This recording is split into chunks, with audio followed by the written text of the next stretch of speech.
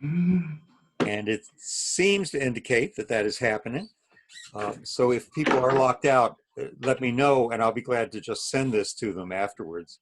And they will still get to see it. There are a couple of people who already asked if they can see it later, and we will certainly do that. And it appears to be recording, so that's good. This is actually the first of 2 nights of reading. There are going to be different plays on the second night.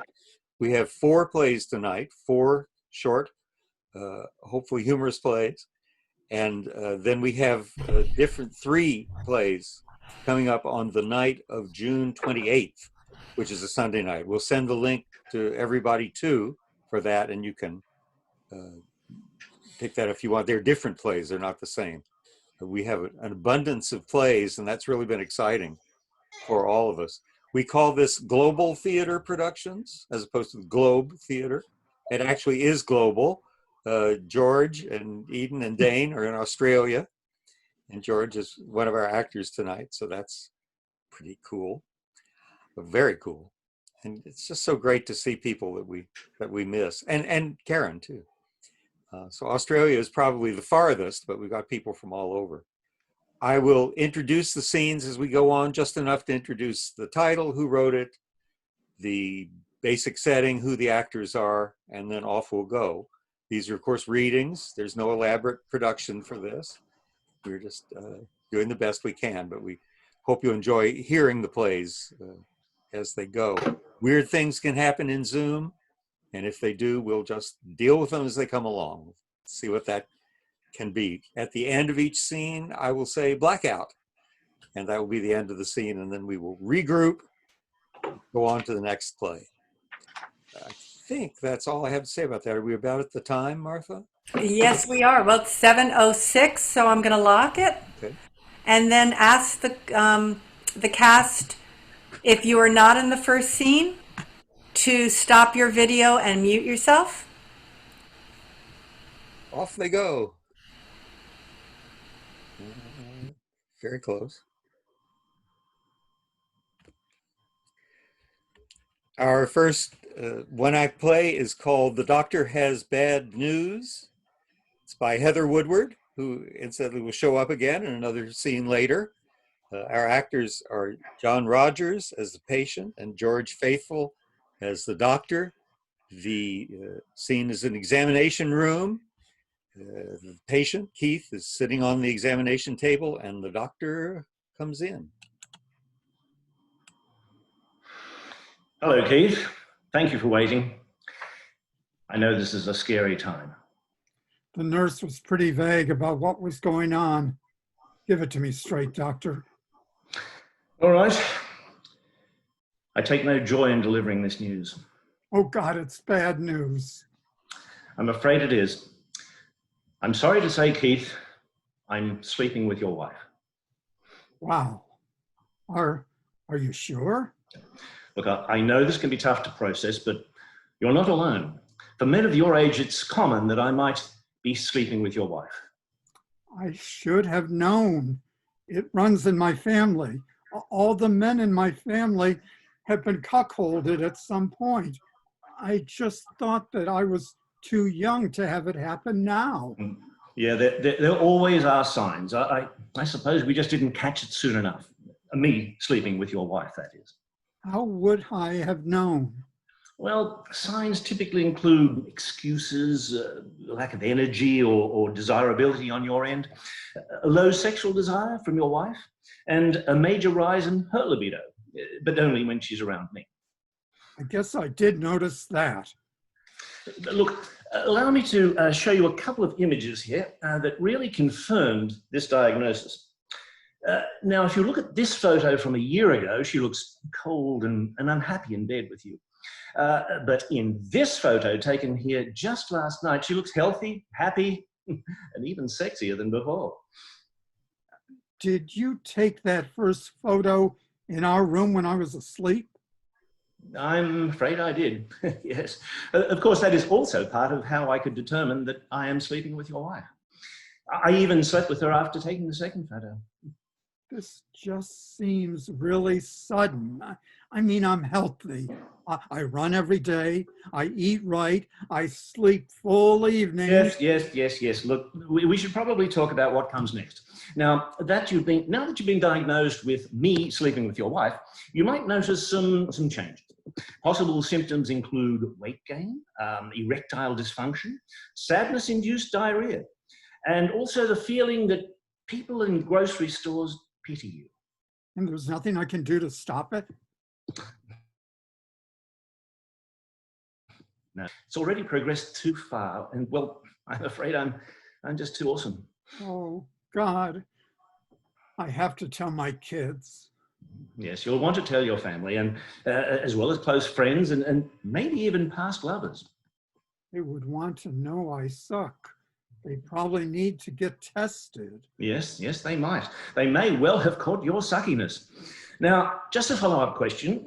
During sex, would you say that 4 or 5 orgasms from your wife at a time is normal, low, or? Oh, high. It's very high. Ah, yes, as I suspected. Yep, that confirms it, I'm afraid. Your marriage will unfortunately never recover. Now, is the CVS pharmacy on this block okay for you? Yes. Good, okay. Now, I'm prescribing you something to help with the discomfort. Pick up 4 cases of Michelob Ultra. I think you'll find a tasteless, low-calorie beer will help slow down the inevitable weight gain. Okay, now here you are. It's just a coupon. We have a deal with CVS. Okay. Thank you, doctor. No problem. Take care of yourself now. Oh, I almost forgot. You've also got leukemia, stage 4, I'm afraid. In fact, it might be best for you to pay my bill up front before you leave. Goodbye. Blackout. Thank you, John. Thank you, George. Thank you, Heather. That was The Doctor Has Bad News. All right, our second play is called 2D or Not 2D. Play is written by Bill Perry. This play is actually has 2 scenes, and I will just indicate the scene break when we get to it. The actors in this scene are Liz Burkland, Gina Perry, Bill Perry, remarkably playing a man named Bill, and Mr. Batin, played by Tarek Salib. And the scene is Molly is sitting at a kitchen table, staring at a laptop screen. So here is 2D or Not 2D.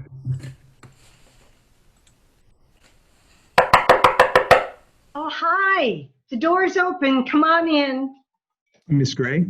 Yes, and you must be Mr. Batin. I recognized you from your website photo. Indeed I am. Pleased to make your acquaintance. Oh, well, I'm pleased to make yours too.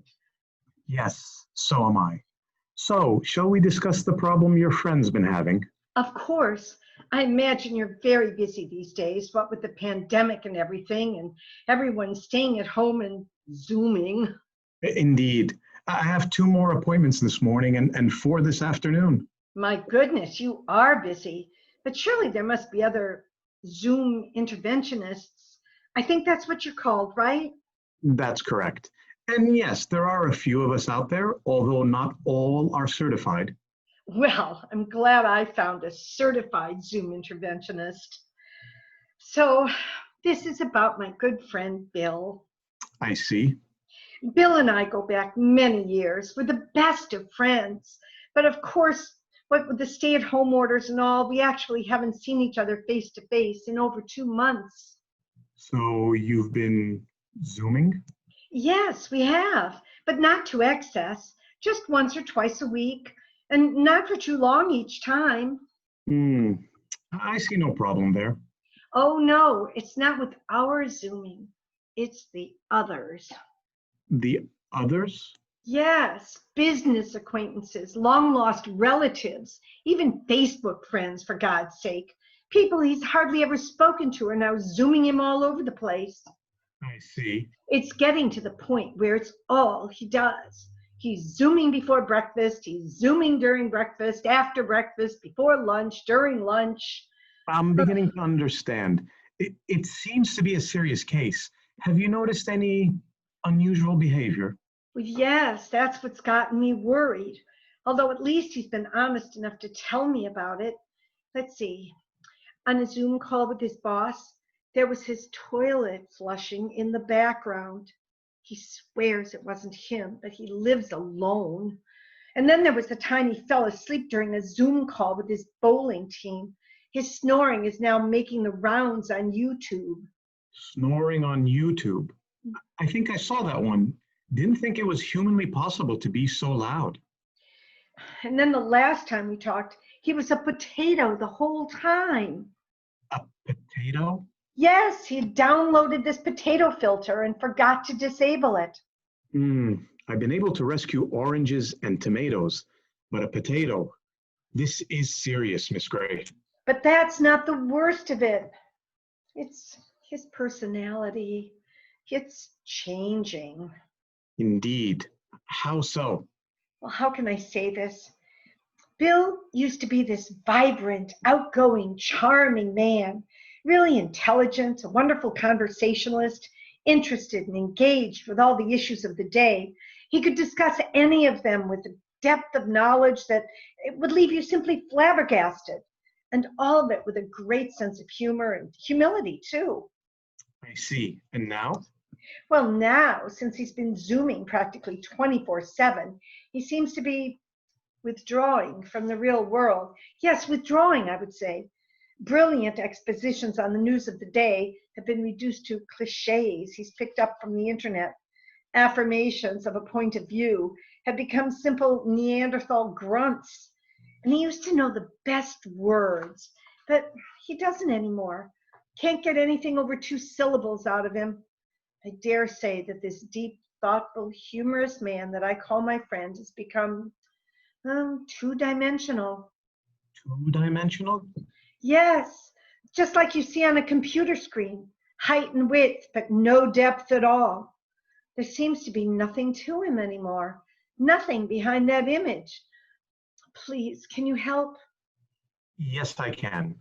Now, I don't wish to alarm you, but this is an emergency. Oh, goodness. I've seen this once before. A colleague of mine tried to intervene, but he was brought in too late. The poor fellow went from 3 dimensions to 2 dimensions like your friend Bill, and then he simply disappeared. Oh, my. Yes, he disappeared. Somewhere into the Ethernet, I suppose.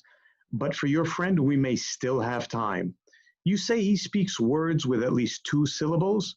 Well, that's good. This other fellow was reduced to 1-syllable words before he disappeared altogether. So there's still a chance here, but we must act fast.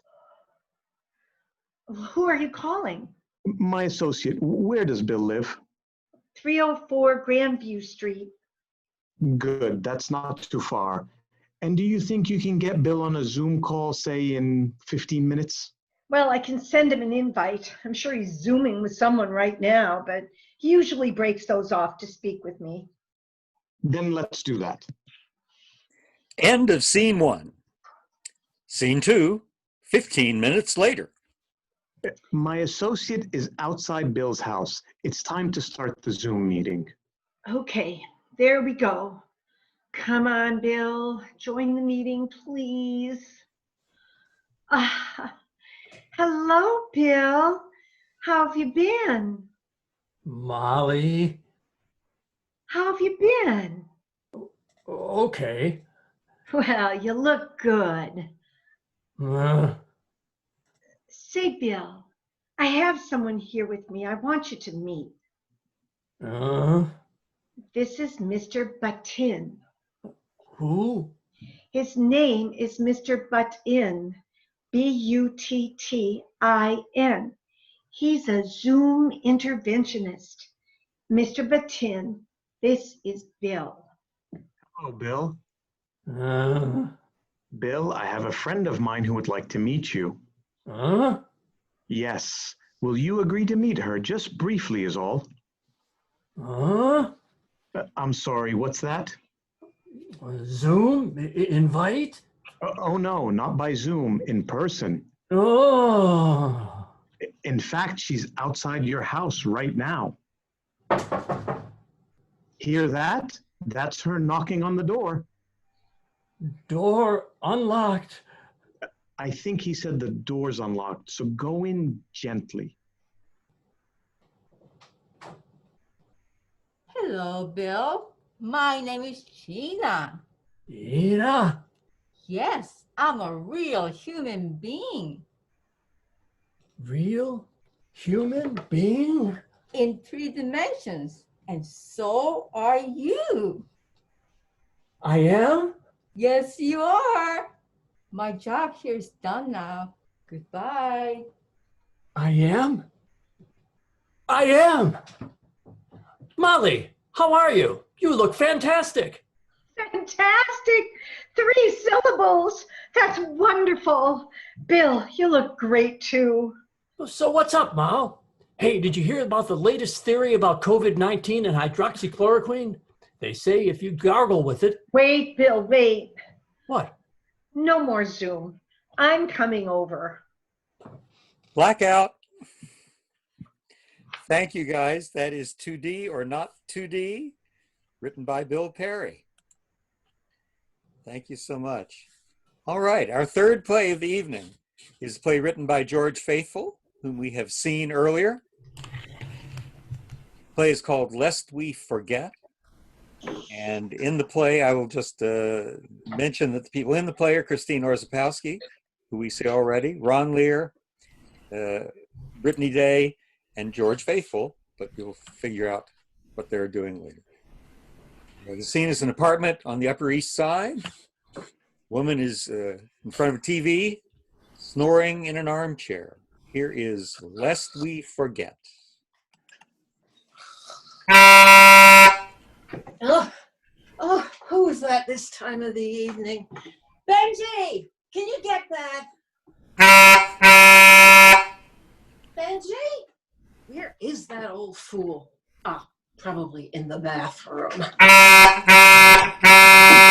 Benji! Oh, I'll get it myself. Hello. It's me. What are you doing outside? I saw you sleeping, so I thought I'd better get to the supermarket to get some things for our dinner before it closed. And then I suddenly thought that maybe you weren't sleeping but had died. So I thought I would call you to check before I went all the way down to the store. Well, I am alive, and you might be sorry to hear. Well, there's also another reason I'm buzzing you. I forgot the list I made, and I picked up the wrong glasses. I accidentally buzzed 4 other apartments before I got you. Oh, typical. You are so forgetful these days. Let me see if I can find the list, and I will read it to you. What an old fool. Now, where would that list be? This must be it. Are you listening? Of course I'm listening. Just read it out. Okay. Pomegranates. Pomegranates? How many? It says 7 down? There's all these squares. That's a crossword. Well, I couldn't tell. You took my glasses, so I'm having to use yours. I can hardly even see the television. Looks like a marine life program. Jacques Cousteau or something. Oh, nope, sorry. I'm looking at the fish tank. Well, let's see. Maybe this is it. Vitelli's, Goldstein's, Apple. No, wait a minute. That's the Christmas card list. But we're Jewish. Will we send them to our non-Jewish friends? The Goldsteins. They are hedging their bets just in case. Let's see. This must be it.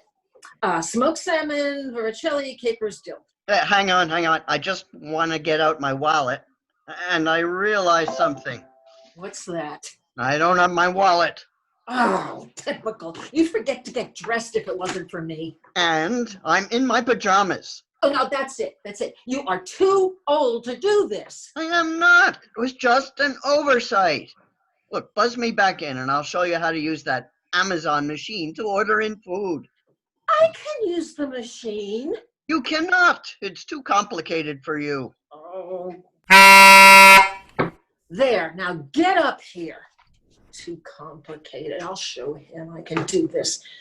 Alexa, call Uber Eats. Call ovaries. No. Alexa, call Uber Eats. Book Oprah seats. No, you moronic machine. Call the deli. Why didn't you say so in the first place? Putting you through to deli. Hello, New Delhi. What are you, in a call center? This is the New Delhi Indian restaurant, trading as Maharaja Palace in Upper Manhattan. Can I help you? Oh, okay. Do you deliver? Do we do liver? No. Do you do home delivery? Ah, yes, we do. Can I take your order, please? Good. Let's see. I want 2 garlic naan unleavened, please. A Rogan Josh for me and a butter chicken for my goat of a husband. What sort of goat did you want for your husband? Goat masala, goat vindaloo, or tandoori goat? No. Forget the goat. Look, just get it all to 239 East 110th Street, apartment 5, as quickly as possible, and I'll pay you when you get here. See? I can do it. Oh my goodness, that was quick. Is that the Maharaj Palace? No, it's me. I'm still outside. You never buzzed me in. I'm freezing to death out here. Oh, I must have pressed the intercom instead. Well, you should know that I have already ordered dinner, so hurry up and get up here before the neighbors start talking. Did you order Indian? How'd you know? There was a guy down here with a turban trying to get in, so I told him I'd call the police, and he ran off.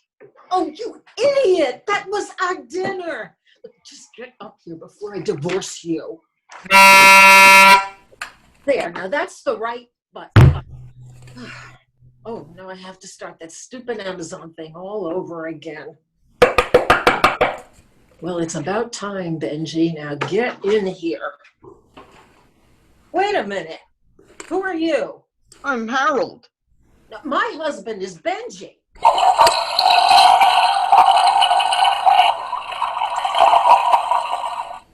Ariam, we need more toilet paper. Who was that knocking? Oh, no, I must have pressed the wrong buzzer downstairs again. I'm sorry. But now I'm in. Do you know which floor the Millers are on? My wife will be waiting for me. Unless she's dead. Blackout. Thank you, guys. So that was Christine Orzepowski as the woman, Brittney Day as Alexa, Ron Lear as the man, George Faithfull as the Indian voice, and I was Benji. So we have our last play now of the series of 4. This is a play called Happy Wife, written by Martha Day. The performers in the play, Tara Moran is the wife, Heather Woodward is Amy, and others in the play are Neal Day, H. Neal Day, and Greg Gwyn. And the setting's a living room. Afternoon tea is set on the coffee table. And here is Happy Wife. And would you like a little lemon with your Irish breakfast tea? Why, yes, thank you. Okay, be right back. Oh, and the scones should be ready soon, so go easy on the tea sandwiches. Thanks, honey. Tom's scones are the best. Old family recipe. So, where were we? Oh, yes, you were saying you're from New York? Born and raised. I've never been to the West Coast before I moved here last month. So how do you like it so far? Really nice. I could sure get used to this weather. It's really lovely, isn't it? How do you like the neighborhood? It's a great place to jog and walk our dog. We've lived there for 10 years and we love it. Maybe we'll get a dog and we can dog walk together. Wow, that would be amazing. No one's ever offered to get a dog for me. I'm a yes and type of girl. I don't see any reason to choose between one thing and another.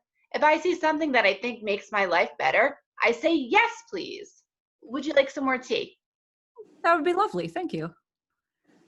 It's steeped perfectly. So I just finished installing the Flowmaster. The toilet shouldn't keep running now. Oh, sorry. I didn't mean to interrupt. No worries. Fred, this is our new neighbor, Amy. They just Nice moved to into meet the you. Smith's house last month. Nice to meet you. Care to join us? Maybe next time. I've still got to go plane the bathroom door and tighten the door handle. Again, nice to meet you. You're the best. Is he a good handyman? We're in the market for good contractors.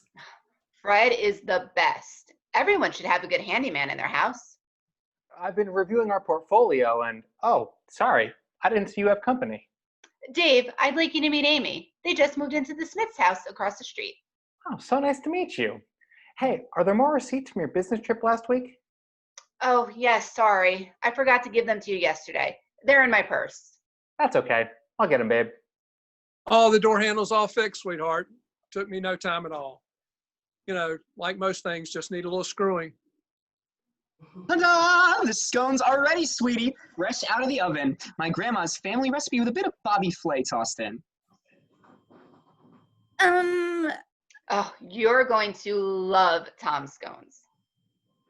Oh, there's several kinds. This one has blueberries with a little lemon butter. And this one's a pumpkin with a maple syrup glaze. That's my favorite. Oh, and this one's the classic with clotted cream cheese and raspberry jam, of course. Oh, reminds me of our trip to Devonshire. Tom, you're amazing. Thank you. Oh, my pleasure. Oh my. Oh, is it 4:30 already? I have to make a quick call to my client. Guys, can you stay with Amy and have some scones with her? I shouldn't be gone long.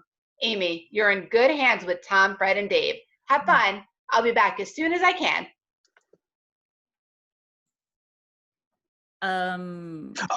Here you go. Bon appetit. We're sure glad to meet you. Yes, if you're half as nice as the Smiths, we'll have lots of good times together. Oh, their Sunday barbecues were legendary. Oh, are you married? Maybe your husband would like to join us for our poker game. Okay. I'm confused. You're all married to her? Well, sure. 3 husbands? Oh, no. Oh. No. There are 4 of us. 4? Albert's in the garden. Oh, nobody can grow a rose garden like he can. I'll say. Although we are thinking about adding another. Another? Yeah, a personal trainer. I am getting a little bit flabby. Or maybe a car mechanic. Or, how about Stan? Oh yeah, a doctor. That's a good one. So many options. We can't decide. Maybe we should check the app again. I expected the West Coast to be different, but 1 wife, 4 husbands? You guys can't be happy about that.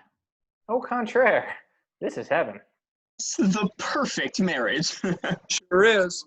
It's like being Mormon, only in reverse. And it sure works for me. I love fixing things, but I hate cooking and cleaning, doing the taxes.